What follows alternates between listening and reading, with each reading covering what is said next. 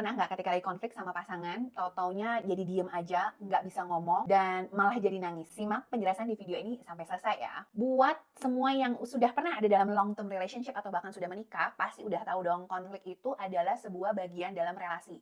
Kalau ada yang berpikir bahwa relasi yang sehat itu adalah yang nggak pernah berkonflik, itu kayaknya hanya dalam fairy tale ya. Tahu nggak sih, kalau cara kita berkonflik dengan pasangan itu sangat dipengaruhi oleh apa yang kita lihat waktu kecil, alias bagaimana sih cara berkonflik orang tua kita. Misalnya ketika dulu ngelihat orang tua kita bermasalah, terus cara konfliknya adalah diem-dieman, kasih silent treatment gitu, kemungkinan besar kita juga akan jadi orang yang kayak gitu sekarang sama pasangannya.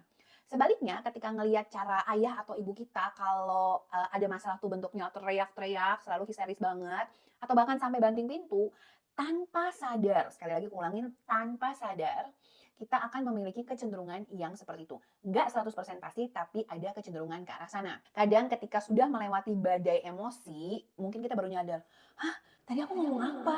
Hah, tadi aku ngapain sampai kayak gitu?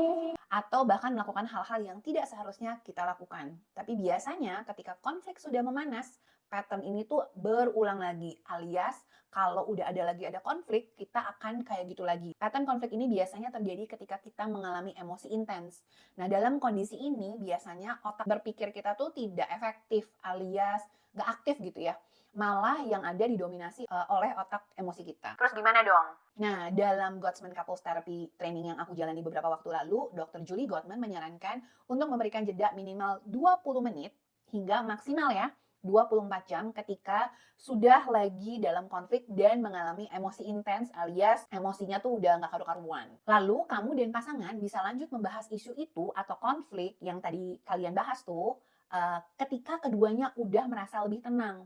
Nah, ketika memang sudah mengalami emosi intens lagi, kamu bisa ngambil break lagi tuh yang tadi minimal 20 menit sampai maksimal 24 jam. Gimana? Kamu udah pernah coba belum untuk punya break ketika lagi berkonflik? Boleh silahkan komen di bawah ya.